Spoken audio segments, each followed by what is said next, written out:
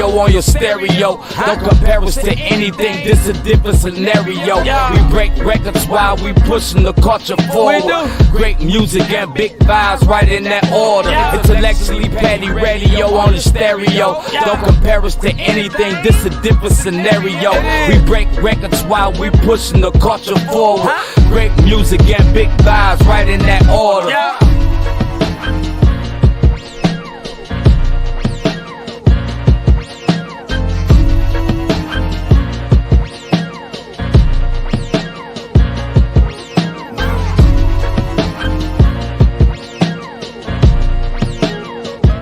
And you are now tuned into another episode of Intellectually Petty Radio, brought to you by M3S3 Clothing, Men Make Moves and Suckers Stand Still, and as always, on the mighty Nerd DJs Radio Network. Y'all already know, man, we only rock with legends over here, week after week, month after month, year after year. It's the same thing, because we only fuck with greatness. Today is absolutely no exception, man. We got Donald Deep Page in the building, author, artist, creative solutionist, one of the GOATs in the building.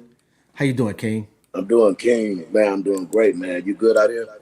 Oh yeah, man. How's your family? Family's doing good, you know, doing what family do. They're keeping me humble, keeping me busy, keeping their hands in my pockets, but you know, that's what family do. They keeping me earning because they You know what? You've been in the game for a minute, so I'm sure you have mastered the art of no.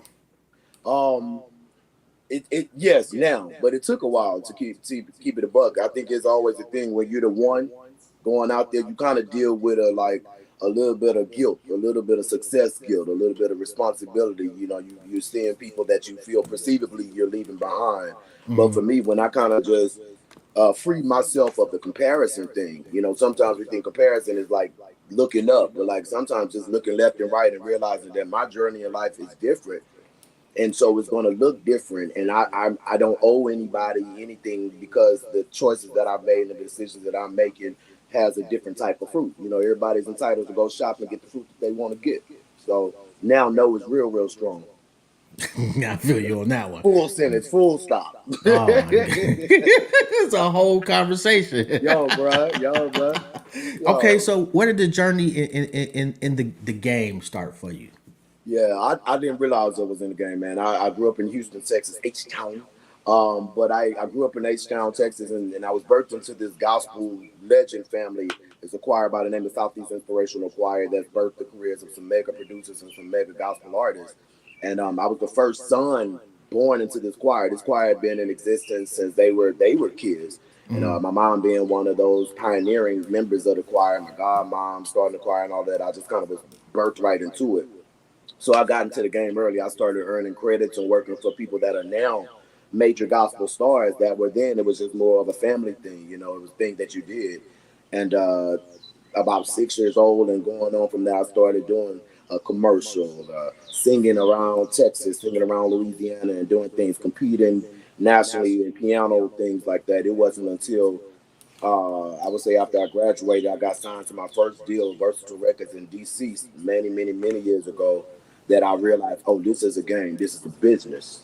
Mm-hmm. You know, and we talking now at this point, man, at that point, that was 20 years ago, you know, so if we talking 30 years as far as being in the business unofficially, knowing by decision, and then 20 years by design, like, yo, I want to do this. And I went secular at that time. Yo, how do they choose who's in the choir? And how bad are some of the auditions? You know what? That choir was actually at first it wasn't an audition at first. You had Shirley Joyner and Brenda Waters, who were some gospel pioneers, and Carl Preacher that started this particular choir. They went to this competition for Thomas Whitfield, you know, and these are big legends in the industry back then, you know, and still today as far as their name and clout. But they literally took their youth choirs, bros, from their church that they were working at and took them up there. Matter of fact, they laughed at them, Doc. They got up there for the competition. It was a youth and young adult choir competition. Laughed at them because they didn't have robes. Very Sister Act 2 like, right? Mm-hmm. But they didn't have robes. They didn't have fun. And there was just two inner city choirs from Houston with their ministers of music happened to be people making waves in gospel music. Took them there and they won the whole competition. They won a contract, won a deal. and start working. That choir has went on to birth the careers of like Reese Joyner. They was nominated for a Grammy for Inspire Me. Yolanda Adams, we all know what she's doing. Producers like Greg Curtis, shout out to Greg, also Dirty Red in the industry, who went on and produced Love for Keisha Cole, his last couple projects for Omarion. And the list goes on. The list goes on about the connection to that particular choir. After the success started happening, they then started auditioning because you had everybody and their mama wanted to be in this choir. And they had a few requirements. You had to be active in your church, and you had to be able to sing. And then if you were coming in as a lead singer, those from what I hear were crucial. And later on, I experienced because my godmother Shirley Joyner was gonna get you right. You wasn't gonna get up there. You said this phrase, Doc. You ain't gonna get God no junk, and I don't want it either. Like it was what you see in the TV movies. You know, you singing the wrong note, you playing the wrong note on the piano. Yeah, you got. Very first time I got up to sing at the church at Outreach Baptist Church, Miss Shirley was playing on the piano, and Reese was over there on the organ. The choir's up there, and I'm telling you, I'm at one of them churches that she could do this and point, and whoever she pointed at was gonna come up and just lay him out. Yolanda, all these people, right? So I get up there to do my first song, and I'm a shorty, I'm mad young. And I saw my first line, and she looked over her shoulder, bro, and said, "You gonna have to do better than that in front of the church." Oh, Yeah, bro. yeah, I'm crying in the car. Yo, pressure. Pressure, which I think is something that's missing now because a lot of people can't take pressure. You tell somebody no right now, they crumble. We mad sensitive now. I mean, it's one thing to say no in private. It's another thing to say no in front of the whole church. You want to be in front of the whole church. Getting in front of the whole church to sing a solo is a choice. It's not a requirement. You can go be on the usher board, you can sit in the pew, or you can sit in the choir. If you like music, you want to be back there, cool. But there's a responsibility to platform it.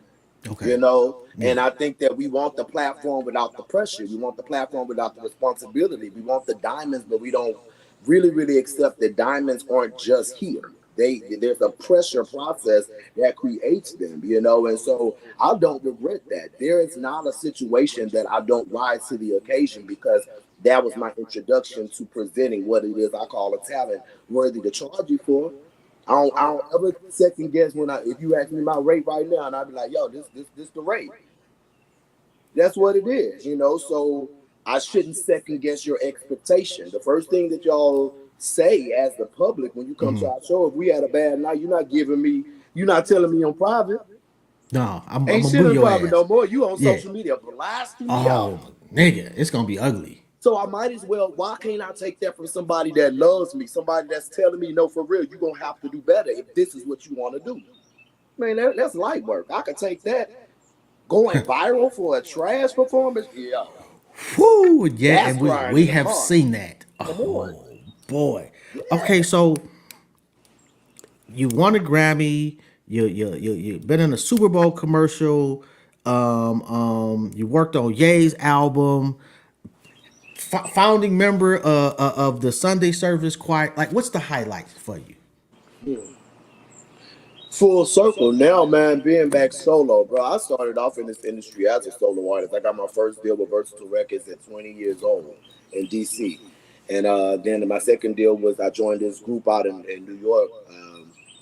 And I did that. That was an R&B group. And so every stop was preparing me for the artist that's sitting right here, the man that's sitting here right now, man. And to keep it a buck, when I moved to LA, I was done with the industry.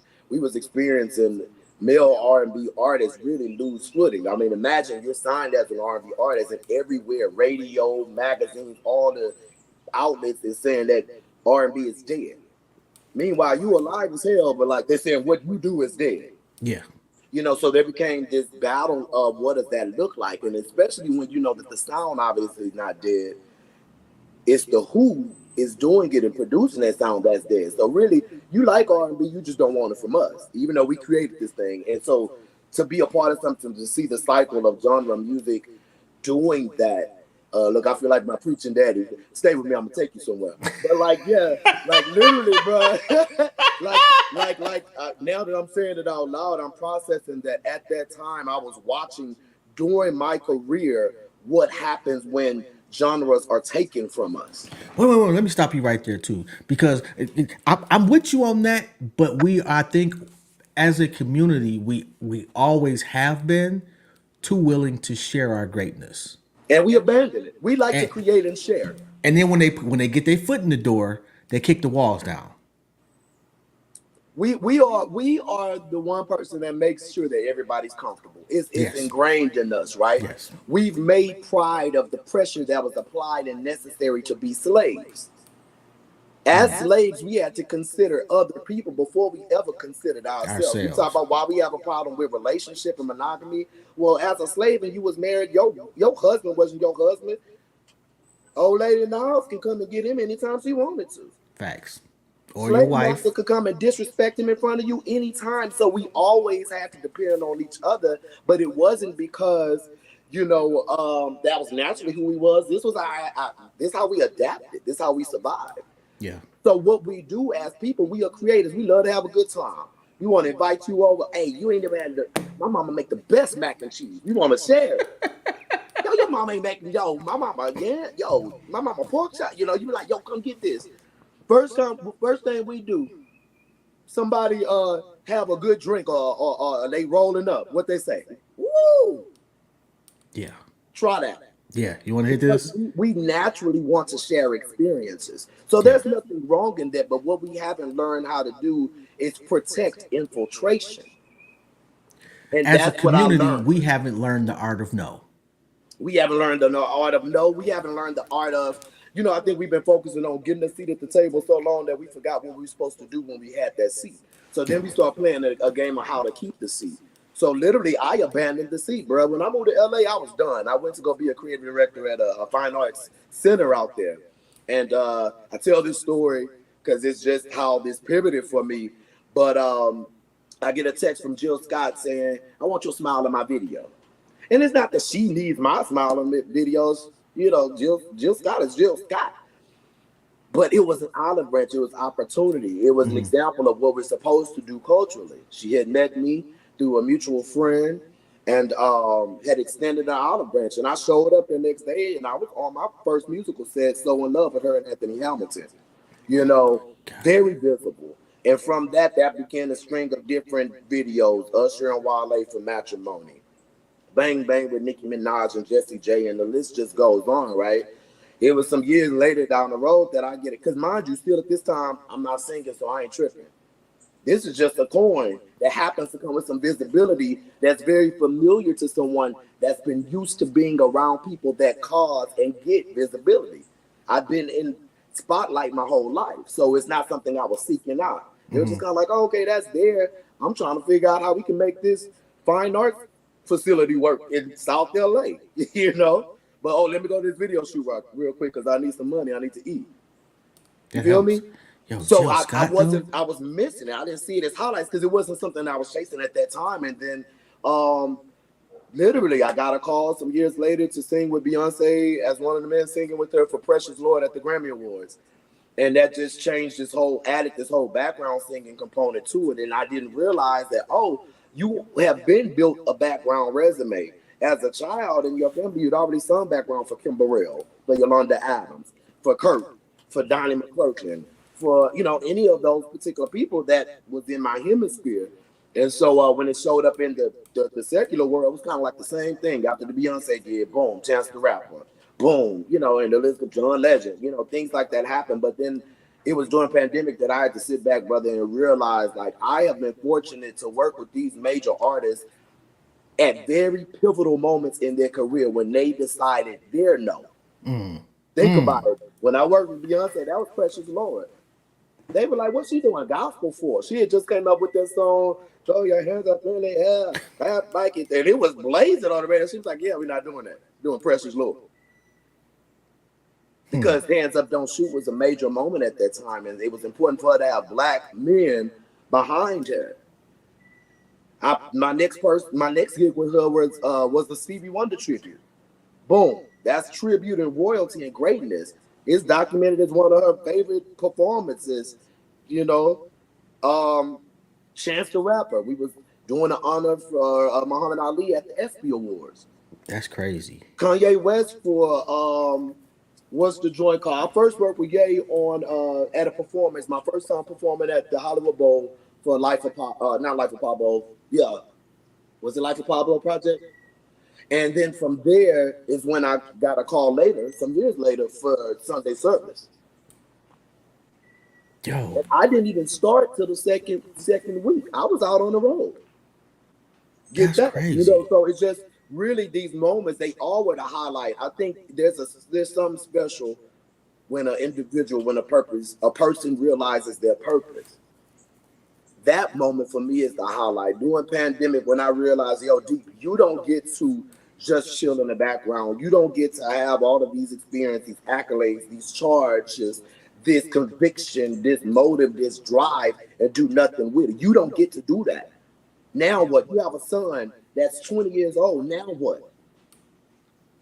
You know what I'm saying? So like those were my highlights weren't the resume. The resume was necessary for me to reach the highlight. Now I'm living in the highlight. I've released a book, brother, that is a self-help book, Fall Back to Step Up, that's changing the game. It's used as a book for a reentry program in the jail system in Texas. Really?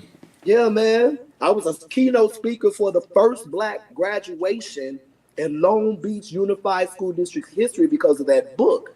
But would they have listened to me if I hadn't worked with Beyonce? If I wasn't just doing the Democratic National Convention with John Legend?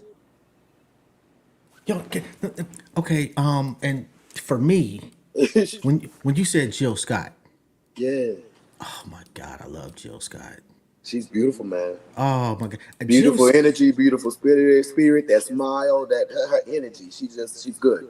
and I'm probably older than Jill Scott, but Jill Scott is like one of those stars who have left a footprint in the consciousness of black people. Absolutely. She like an auntie to us all without being an auntie to us all. Absolutely, So brother. if you ever just texting and feel the need to add me to the group chat, Yeah. I'm like and no Still being disrespect to blocked me Kanye, after that. You right? trying to get me blocked, brother? Like no disrespect to Beyonce or Kanye, but Jill Scott, boy, Well, you know buddy. what? You know what happens. Jill, in my opinion, never came off across as what we're talking about right now, as trying to be the biggest star. Yeah, She came off just very authentic. You're here, you know, yeah, like I'm here. I really take your company. We yeah. all Oh relate my to that. God, It wasn't yeah. about where you here to kick your eye. Your smile, your face. We Oh my saw God, our auntie walking down the street. Your yeah, mentality. yeah. Lord have mercy on me. We It all has got a that. Jill Scott in our family. That what we know her. Yes. We learn from her. We've grown with her. So it automatically puts you in a position to play the game differently. And it changes your charge to create music differently. My Yeah. name being deep, can I really create shallow shit? And why is it only one E? So my ex-girlfriend used to call me Donald Eugene. I wish it was a better story, but it's not. She used to call me Donald Eugene. That's not my middle name, but there you have it. When I first started the game years ago, I had some answers and all these different things.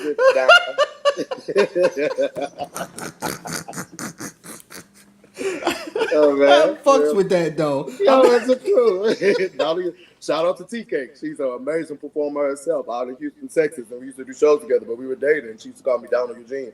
Matter of fact, on Facebook, she still will. Whenever anything goes viral, she's Donald Eugene. Yeah, and here we are. What was it like doing a commercial with Usher?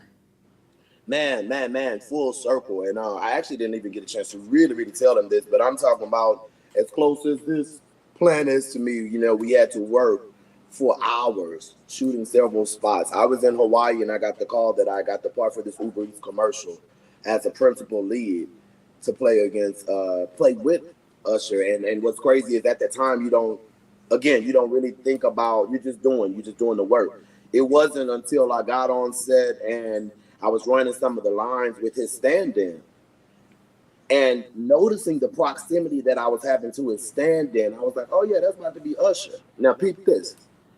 I had first worked with him on Matrimony with him and Wale. Okay. So that wasn't a major interaction. It's like, it comes in, what's up to everybody, boom, that's the thing. You do the job, you keep it popping. The year before, it was my big birthday, and I was in Vegas. Didn't know I had first year I hadn't really made plans or whatever. And I woke up to a friend texting me and said, "Oh, FYI, you going to see Usher today? You got full package credentials. Happy birthday!" I get to the check in. It's the whole thing, and I end up being at the show where Tevin Campbell was there. Anita Baker was there. This was that big show, and I get the credentials to go into the private area back with them in the VIP, not the big VIP, the small VIP joint. And so I'm in this room with them, and up here Amber Riley, she sees me and we talking, and it's just this thing. You have a little bit of everybody coming through, and Usher and I end up having a very one-on-one then. So how surreal is it? A year later, here we are in the same proximity, working together, and I'm on the same bill as the principal too. It was a full circle moment. It was amazing. We had several. I felt like I was getting an opportunity. It was like an approval from God, like a alignment with everything that I've been manifesting and believing and working for. That like, yeah, I need you to go and step forward. It was life changing, man. I haven't looked back, and to now have it rotating and running on, it's just crazy. It's really, really crazy. And I'm gonna tell you this. I've had a Super Bowl commercial stolen from me before. So to be on the commercial for Uber Eats with Usher premiering at the Super Bowl. Okay, two questions. Do you get free Uber Eats? My fat ass needs to know. Hey, yo, Jay, I wish if they renew this commercial one more time, I'm gonna need to renegotiate my contract. I need a discount code or something. These eats, get Yo, like, hey, I wish. Man, the way I'm on the road order, you should see my Uber Eats bill, bro. Yo, no, Wendy Williams, I don't know if that was her son, whoever, Kevin Jr. had $100,000 Uber Eats bill. Like, bruh, this ain't no joke. Well, I can't even eat that much. Bro, you know what? Think about it. We live on the road. When I first started getting serious about my business, and let me be very, very clear, that's the thing. The music industry is the business. Entertainment is the business. We have years there's a lot of income coming, and then you got years that it's not because you're not on the road. You're creating, or maybe you're not in demand at that time, or maybe you haven't figured out when it's time to pivot your what. Yeah. All right? So now when you have these moments and you're thinking about it, you're on the road all the time. You have to eat at least twice a day. You on the road, you in the hotel, you in an Airbnb. Who's cooking? When? Your food and beverage budget goes out the door. And I didn't realize till I got serious about my business and looked, how much am I spending? When my tax accountant told me my bottom line number, I'm ashamed to say it. I promise I ain't gonna say it. I ain't going no record to say, because I'm embarrassed, and my mama will be pissed because again my no is real no, and they be like, yo, you spending what on Uber Eats? Man, I know you got our rent. I know that you said you ain't have.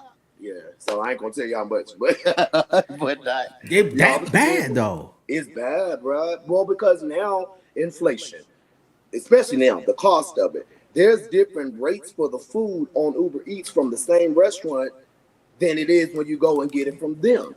Yeah. Now, add the delivery fee, add the distance fee. Man, crazy. Now, add the tip, and then don't even talk about accountability. They can cancel your order. They've already pre-charged you, and now you got to wait for that to fall off, but you still are hungry, so you got to order something else. That's enough. It gets up there real fast. Yeah, they be crazy with it. They take your money in 32 seconds. But you got to wait 2 weeks to get your money back. And now they don't even wait 2 weeks. They say, unfortunately, and they give you a $5 credit. You be like, yo, I ordered spaghetti and they send me a baked potato. Like, give me my money back. So when you want a Grammy, do you personally get your own one? You order your stuff. So wait a minute, you got to pay for your own Grammy? Well, you pay for it, Doc. You pay for that, and you pay for your. Can I say that? I guess you can. It's said now. and you order your certificate as well. So I have the certificates. I don't have the statue, but I have the certificates for every nomination because you can get certified copies of your nomination and your win. What they charge you for the Grammy? You know, see now, you see what you. I mean, and since you knew put it you out gonna there, try. I gotta ask, bro. And you knew you gonna take a drink of it too to get ready to ask. Because I didn't know that. You know, Oh my goodness! I saw you when you took the drink. I said he about to try to trap me. Oh my! No, I knew about the Walk of Fame. You got to pay for that yourself. Yeah. I thought the Grammys was like, here, nigga, you. That's Well, because think about this: have people really asked who are the Grammys? no. So who is paying for these statues to just give to everybody? I mean, well, when they come on TV, somebody pays them to get it on TV. Who? Somebody getting the check. You don't get a check to show up to TV to get a Grammy award. No, not the people that get the Grammy, but whoever is throwing the Grammys. There's got to be some organization behind that's getting some money. And so now we get into the thing. The Recording Academy hosts the Grammys. The Grammys is not an individual entity. It's a product that the Recording Academy does. Now, who is the Recording Academy? Whoever it is, our cheap asses could just come up off the Grammys. So there's no like entity that's saying, oh, we love your music so much that we're going to vote for you, televise you, give you a award. Nah, not like that. Now, I've never won the big, what is it, the Big 10 or the Big 3 or whatever. So, maybe they get a complimentary one, but no. My guess is their record company probably do it for them. It depends. Because that's a bump in sales. It depends. I mean, because you think about it, even those plaques, when you go to people's studio and you see the platinum plaques, those things are ordered. Yeah, they got to pay for those. Yeah, you pay for that. So it's the same thing. You want to stunt, it's a cost. I wonder, can I just randomly buy a plaque from somebody's record? If you know the right people. Huh. Maybe I'll ask for that for Christmas for somebody. All I want for Christmas is a fake plaque. Yes, matter of fact. Who plaque you want, Jill Scott? No, that would be that might. I'm about to say you about to steal a plaque from your auntie, Doc. Come on. No, I ain't doing that from Jill Scott. Like that's one I want her to give me. I need that. But I might get a Nas plaque. Nas, that's a goat. That's a goat. What you wanted to say? I don't know. I was in the other studio when he recorded so and so. I wasn't exactly there, but I was close. Now, let me tell you this, though, just in your spaces, it's something that's new that's come down the pike and a lot of us don't know. There are different ways to get a Grammy or to be a part of a Grammy project. So if you are in marketing and branding, radio, these different things, you can decide to start supporting an artist's career so that you can get. So if there's a project that you're, supporting and things like that, you can be credited on the project as part of their branding and marketing team for this album. Think about it. Album go platinum because somebody's playing it. They're pushing it. So there has been a fight that went down and they won. And I agree. If you help make a joint platinum, you're responsible for it. So why are you not credited for that, right? So it may not give you a percentage ownership of it, but you definitely are credited, which will allow you and qualify you that if any accolades that album gets, you are credited that. So in all actuality, I've never looked to even try to find out how to buy a Grammy statue because I don't need a statue until it's my solo project. My certificates, though, this is proof of what I've done. Here it is, There's an app called Musio Musio, M-U-S-I-O, that the industry is using now that shows you people's credit. So it's not a secret anymore. You can look up an engineer. Oh, you mixed on that? Let me see, But this is proof of this is something that I've done. This is an accomplishment. And I think that's important for us because, you just go. And sometimes you don't stop and enjoy the fruits of your labor, And so look at that certificate for that. And it's motivation if you want your own, So if it's an alignment for me to win, then be going. Let's see. I mean, I dropped This Shit Can't Wait last year. That mixtape has been doing this thing. And I have Angel Numbers and Frequencies dropping in a couple of weeks. which is a EP that's out of this world, bro. And you know we're going up, and so it's Grammy worthy. But more than the Grammy, that's I didn't do it for the Grammy. It's attention worthy. It's for the culture. This shit can't wait was designed to wake us up. Everything on there is very like let's go. Let's y'all. This is bad. Now, angel numbers and frequencies. It's like, all right, so you woke now. Let me rebuild your character. Let me teach you how to say no. Let me, all that divisiveness. Let me stop. Let me wash that away. The crabs in the bucket mentality. Let me heal that. Let me remind you of community and connectivity and deference. Let me remind you that it's okay to be the lead singer right now and the background singer tomorrow. It's okay. We all got our roles, and this is the collective rise. That's what angel numbers and frequencies is about, bro. It's here to heal. So accolades aside, I need us to tap in because we got some things to do. I'm just curious. This shit can't wait. Yeah, Powerful piece of work. thank you, brother. Why that project at that time? I had taken 8 years off from the front. I had taken 8 years off from the front, and I also accept my part of the responsibility for the culture fumbling itself. Yeah, we have to get to that place, man. When I worked with B on that thing, Spirit, I'm credited on Spirit for Lion King and Black is King, and that's where some of those nominations came from, bro. But like, I started looking at the purpose work there was. You couldn't help but listen to that. You couldn't help but, during pandemic, see Kendrick Lamar and be like, oh yeah, we supposed to be doing this. During pandemic, I started listening. I started trying. Everybody was locked at home, right? And we was all trying to figure out what music did we want to put on. And the only things that was coming out for us as artists is music that was either designed to make us mad as hell at each other, fight, claim some turf that we don't even own, tear the club up and we can't even get in. So now what? We're left with nothing because we're not spotlighting music and people that are creating music for all moods. We've only become layered, and then we say, what's wrong with the culture? We compromise it. We fumbled it. Yeah. We traded the culture for the coin and didn't even get its value in coins. How crazy is that? So then everybody, because time keeps on going, keeps saying, oh, it's getting bad. If we don't stop it, it is bad. So no longer are we going to have to change. We got to come to know this shit can't wait. It's now. I felt I had to go backwards to start finding music that I wanted to hear, like Marvin Gaye, what's going on. And I realized that it's the responsibility of the creative, of the artist, to create art that really speaks the true energy of the culture of the time in which they're creating it. So how are we going to create tear the club up type music and we was all locked in? We was all on lockdown. LA was shut down, bro. So that don't even make sense. I was in the studio recording another project because I had just got a piece of, let me get back to recording. And I had finished the book, Fall Back to Step Up, and had planned to drop that on Juneteenth, and so I did.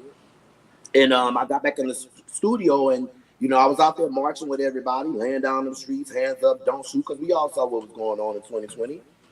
And it required me to create a different song. And I realized right at that moment, bro, the first track on there was I Changed. And so Change started off more gospel because that's where I came from, and I appreciate it. I'm not abandoning that. But this is the evolution. And so through that very first song, there's a musical and sonic evolution from the production to the lyrics to even my intensity is changing. How I'm singing changes because I wanted my original fan base and my people that have been rocking with me for years to know that I haven't abandoned, I've evolved.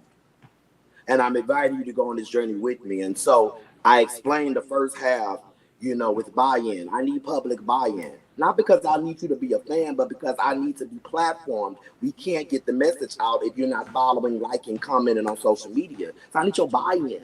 Yeah. Also, because I always keep saying, two truths can exist. So we're talking about the duality of all of this, right? And then we're going forward. There's a bump in the middle of that project where Paula Richardson, who happens to be my baby mama, shout out P. Rich, that I hit her up one day, bro, and I was like, "Yo, P, I need you on my record." And she wild. She said, "Oh, I got nervous. I gotta go boo boo right there. I got the bubble dress." Yo, you crazy? Like, yo, you wild. You know, and that's exactly what I did. I just started rolling. Mind you, bro, she in Houston. I'm in LA. I'm like, I ain't even in town yet. Like, but I flew in, and it was an opportunity that I always will cherish. It was the first time that my son got to see how me and his mom met. That's how we met singing together, and we hadn't done that. And this was recently, you know. So that was a major moment, but it was also the moment in my project that changes the audience, if you will. The first half of the project is kind of introspective and self and how you change and that kind of thing, and then you hit this bump, folding chairs. I titled it "Folding Chairs" after the folding chairs incident. Y'all know, the brawl.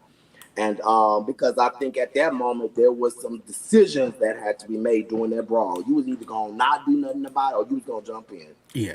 You was with the You shit or know, you wasn't. you was either with the shits or you wasn't. And all of y'all say it online, but when it's time to stand up for your own, you don't stand up. Yeah, you're not jumping in the river to swim You ain't across. jumping in the river. You ain't with No. it. And I be like, yo, I'd have jumped in. You know, so during pandemic, I realized, oh, I was one of them people that would have been active. They rode the tractors down Highland. I stayed off of Highland in Hollywood, right? Across from the Hollywood Bowl. They rode the tractors, the National Guard tractors down the street because we were protesting. And it wasn't even us that was fucking shit up. We was just out there singing Kumbaya and, you know, defund the this and the, you know, it was other people that was writing BLM in front of my face that weren't even black. And that's when I started realizing how we allow people to hijack our culture and then let media promote it as though that's what we were doing. And it wasn't even us. This shit can't wait. How lost have we come? You know, we're lost. This is now. When I told my mom, I was like, yes, call this shit can't wait. Why you gotta cuss? Because I do curse. I curse in real life. And so since right now, because right now I feel like everybody with a message and a point, we so busy trying to say it cute. That's why they ain't listening. Ain't nothing cute out here. Yeah. These kids watching Euphoria, and you still over here trying. You can title it, "This Stuff Shouldn't Wait." Oh my god. And then those of us that have made it, we got billionaires now Yeah. that are still trying to fit into tables when we can build the whole fucking building. And so we don't have a media. We should have our own media networks, let alone people in front of the camera. I mean, like people behind the camera, people making sure which stories get read, like the whole. But we want to save our money for whatever. Well, it's And also a cycle, bro. There's a responsibility. Again, you got to remember, the whole focus and goal of this systemic racism that we talk about was to divide us. Yeah, Divided facts. we fall, right? Yeah. So, you know, people on the other side of the coin don't know their responsibility. It is your responsibility to like my post. Yeah. It is your responsibility to comment, to follow me and share. You so busy, I ain't no fan. That's not the point. They get the point. That's why Taylor Swift can come back. It doesn't matter if her album was better. They're going to play it. They're going to turn it low and play it. Yeah. So that they then can go to the advertisers and get the sponsorships. You're right. There are billionaires that are up there, but they have tried to do things. How many people actually subscribed to OWN when it was out there? How many people actually got a Tidal account? We'd rather spend our money with Apple because that's what we know. So the chain is broken. Yeah. Boom, this shit can't wait. There's a responsibility. You know, if I know that I keep creating something, but you won't buy it, you won't play it. Now here's what happens. Me, who would get up there with status and say, yo, J, B, bop, this what we need to do. Why would they listen to me and I'm not there? So that means it's the responsibility of the culture to elect leaders in our culture. We so afraid of that leadership thing, and we the only culture that is afraid of that. I'm looking at my man Malcolm X behind you. So I got the song Boxes. Guess who is featuring? Malcolm X. Because this has always been a thing. Yeah. You know, and the only way that we got out of it is when we did things together. It's just a cycle, man. And I think this is the first time for real, that we are the most broken apart ever. You know, I'm in a play out here on the 18th. I'm in Atlanta right now. And so Saturday I'm in this production called The Heart of a Man. and I'm with some powerful cats out there. Carl Gilead, acting legend. We got Stevie, them, that's producing, and they're on Black Mafia Family and Power and all these things. And the only guy from LA that's a part of this. But I said yes because we have to unite. Black men haven't been given a lot of platforms because they've been ripped apart, but we're all not guilty of the few that you've seen falling. Yeah. Stop boxing us in. No other culture does that. When Trump act a fool, you don't hear white people say, "Oh my God, look it up." Huh? What has he done to the white people? They be just like, hey, Honey Boo Boo. I said Honey Boo Boo. Britney Spears, fair. They took it. We be like, yo. Okay, I can't agree with you on Britney because they talked a lot of shit about Britney. White I folks love did. Britney, but think about it.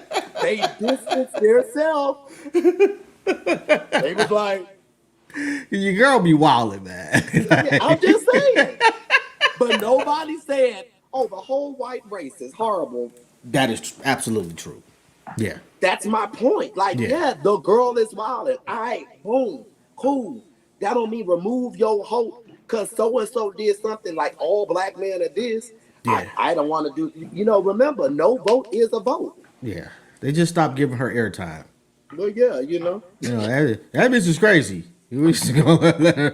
we got a couple of crazy ones, but I mean Rick James was crazy, but like we wouldn't have some fire without crazy. Oh my God, yo, that nigga was so wild. But crazy gotta be represented. What they say? What was that movie? That's like Big Girl Needs Love Too, Craig. Right? I'll be like, yo, everybody need love too. So somebody crazy needs somebody relatable to say, yeah, you could be crazy and still be successful. Yeah, yeah, and I'll add that genius and crazy are cousins. They look a hell of a lot alike. Yes. Let me ask you this: most important part of an artist team that is not the artist, engineer, producer, label. What would be the most important aspect? Manager. Speaking of that, shout out to Rita because I got the dopest fucking manager on the Shout planet. out to Rita. Yeah, I gotta shout her out, man. She's so fucking dope, man. Look, I was looking around. Karita is, is amazing. I watched Karita and her tenacity and where she's at, and she's actually one of the people that I was thinking about when I thought about manager because I think that we give a lot of credence to producer. I would say the most important process of the whole song creation process is the mix. So the engineer is very important because if they can't get the sonics right, I don't care what lyrics you wrote. What if they can't blend that thing to land just right to a global ear, it'll be missed. So I would say on the team side, that internal management team, that internal circle, who's coming up with the branding ideas to get this out there? Who's managing all these different? Who's managing the label? See, a label without management is how the label get over on you, because they're strictly business. Yeah. That manager will probably tell you, "Hey, yo, put that down. Don't tweet that. Hey, don't say yeah to that one. Nah, not that gig." I'm telling you, the manager is necessary. Yeah. But the manager becomes your family away from family. Your manager is damn near your conscience because it's a lot coming. But even though it's a lot coming, the only way that you can really truly manage it is to have a manager. So, it's also the hardest relationship to build in this entertainment industry. It's easier to get It's easy to get signed. It's easy to release music, but to get a manager and keep them. I'm telling you, I think I begged Rita for a year. Yeah, I can imagine. Yeah. I was like, you're great at that. I'm telling you, just I'm gonna wait for you, Rita. I'm telling you because I knew. Rita, you just got married. That sounds like a proposal. Girl, I'll wait for you, Rita. I'll wait for you, Rita. You wild, man. I'll wait for you, Rita. Yo, you said you got something you getting ready to drop. Yeah. How do people they wanna stream it, they wanna check you out? How do you go about doing that? Yeah, we're gonna drop it. So everything is available. Deep is spelled with one EDEP on all the platforms and things like that. Think Deep on all the social media platforms. But this project is Angel Numbers and Frequencies. It's a 5-song EP, but it is the follow-up to This Shit Can't Wait. So I would say Tap into this shit. Can't wait. Now it's available out there. Songs on there like Buy-In, Moving and Shaking, No Black Dummies, Boxes, Hoods Off, things like that. Songs are on there that'll start introducing you to my sound and the diversity of my sound. That's a mixtape, right? So that you can find it's something there for everybody. I'm rapping, I'm singing, it's just all of that. Now, here we come with a cohesive project. Angel numbers and frequencies, and it's important. It's important to get behind. It's important connecting. It's available on all. It will be available on all the streaming platforms. You'll be able to get it direct from thinkdeep.com. Yeah, it's gonna be there. Yo, this has been a really dope ass conversation, bro. Yeah, I'm enjoying it actually. I can't wait to tell the team. I'm like, yo, this is my favorite one in a minute. For real. Well, you know, I'm just an old fat nigga in my basement, man. Likes to talk to people. You are cousin. I would take that. And Jill, Yo. if you out there, I love you. Hey, yo, Jilly.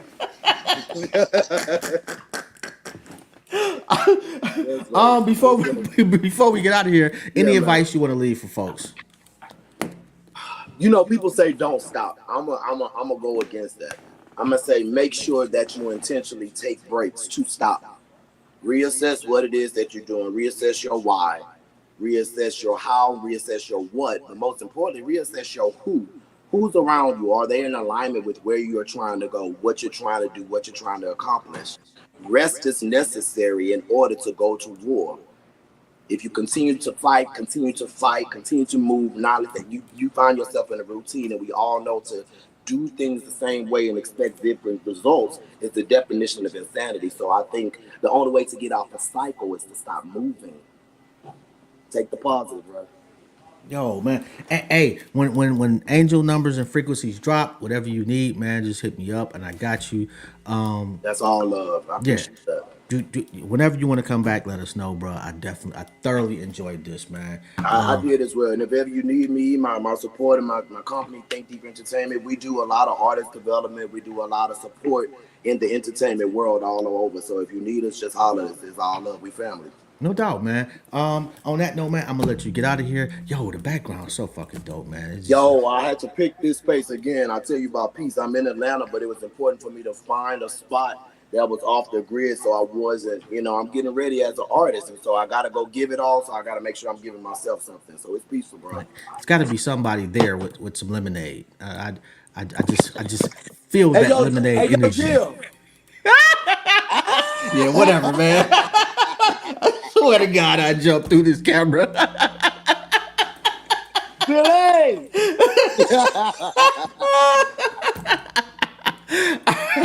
That's crazy, bro. I appreciate you, though.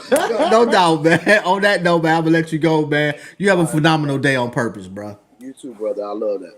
All right, man. Peace out. Peace. Yo. Yo, shout out to Deep. that was a really dope conversation. And I'm dead ass, man. My manager is the best in the business.